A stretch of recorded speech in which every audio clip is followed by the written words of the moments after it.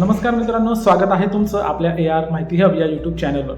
मित्रांनो, महाराष्ट्रातील लाखो महिलांसाठी एक अत्यंत महत्त्वाची आणि मोठी अपडेट समोर आली आहे। आजपर्यंत अनेक महिला शेतात पेरणीपासून कापणीपर्यंत काम करतात, पशुपालन करतात, दूध व्यवसाय करतात, शेतीशी संबंधित अनेक कामांमध्ये प्रत्यक्ष सहभागी असतात। पण प्रश्न असा आहे की या महिलांना स्वतंत्रपणे शेतकरी म्हणून अधिकृत ओळख मिळते का? आता या संदर्भात महाराष्ट्र विधानसभेत एक अत्यंत महत्त्वाचे विधेयक मंजूर करण्यात आले आहे। या विधेयकाचे नाव आहे महाराष्ट्र महिला शेतकरी सक्षमीकरण विधेयक 2026।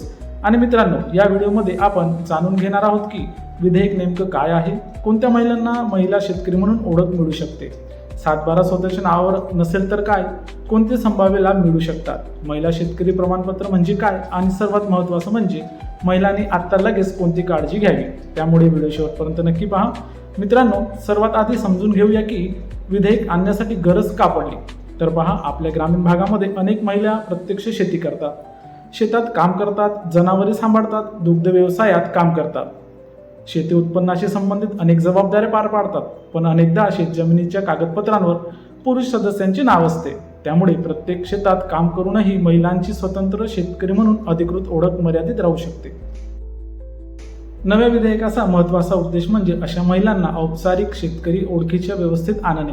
वृद्धांमध्ये प्रसिद्ध झालेल्या विधेयकाच्या व्याख्येनुसार महाराष्ट्राची रहिवासी आणि शेती किंवा संबंधित कृषी कामात प्रत्यक्ष सहभागी महिला या कक्षेत येऊ शकतात। आता अनेकांचा सर्वात मोठा प्रश्न असेल, माझ्या नावावर 7/12 नाही तर मला महिला शेतकरी म्हणून ओळख मिळेल का? मित्रांनो, इथेच या विधेयकाचा महत्त्वाचा मुद्दा आहे। उपलब्ध माहितीनुसार महिला शेतकरी ही ओळख केवळ स्वतःच्या नावावर जमीन असणाऱ्या महिलांपुरतीच मर्यादित ठेवण्यात उद्देश नाही, परंतु इथे एक महत्त्वाची सूचना आहे। 7/12 नसला म्हणजे प्रत्येक महिलेला आपोआप शेतकरी प्रमाणपत्र मिळेल असा अर्थ काढू नका। अंतिम पात्रता पडताळणी, अर्ज प्रक्रिया ही आवश्यक पुरावे आणि शासनाच्या पुढील नियम व अंमलबजावणी प्रक्रियेनुसार स्पष्ट होणे महत्त्वाचे आहे। पहा, आता पुढचा प्रश्न म्हणजे महिला शेतकरी म्हणून ओळख मिळाल्यानंतर काय फायदा होऊ शकतो?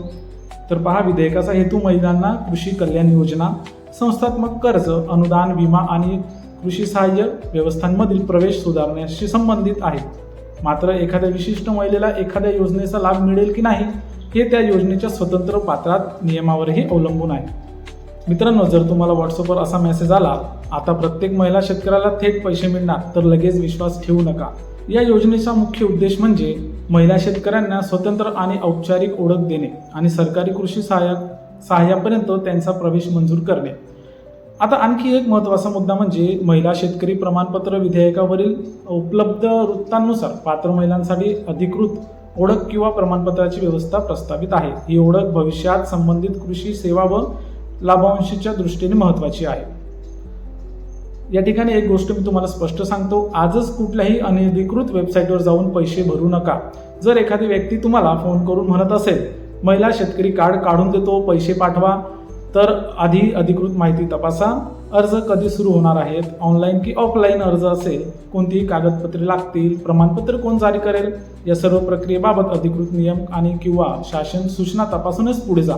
मित्रांनो, आणखी एक महत्त्वाची बाब म्हणजे राज्याबाहेरील शेतमजूर महिलांबाबतची मर्यादा। विधेयकावरील चर्चेच्या वृत्तानुसार महाराष्ट्राबाहेरील महिला कृषी मजुरांना या राज्याचा महिला शेतकरी दर्जाच्या कक्षेत आणले जाणार नसल्याचे कृषी मंत्र्यांनी स्पष्ट सांगितले आहे।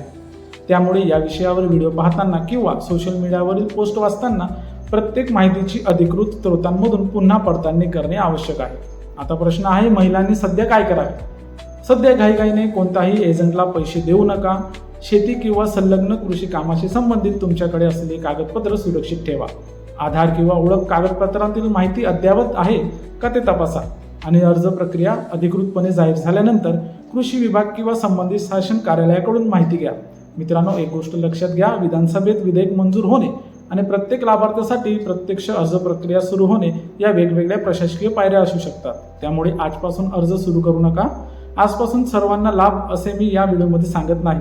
जशी अधिकृत अर्ज प्रक्रिया, शासन निर्णय किंवा नियमावली उपलब्ध होईल त्याची पडताळणी करून आपण आपल्या AR माहिती हब या चॅनलवर स्वतंत्र व्हिडिओ नक्की बनवू। मित्रांनो, महाराष्ट्रातील महिलांच्या शेतीतील प्रत्यक्ष योगदानाला औपचारिक ओळख देण्याच्या दिशेने हे विधेयक महत्त्वाचे पाऊल मानले जात आहे। तुमच्या घरातील महिला शेती किंवा पशुपालनाचे काम करत असतील तर हा व्हिडिओ त्यांच्यापर्यंत नक्की शेअर करा आणि अशाच महाराष्ट्रातील सरकारी योजना, शैक्षणिक अपडेट आणि महत्त्वाच्या माहिती सोप्या मराठी भाषेमध्ये मिळवण्यासाठी आमच्या AR माहिती हब या चॅनलला सबस्क्राईब नक्की करा आणि बेल आयकॉनलाही प्रेस करा, जेणेकरून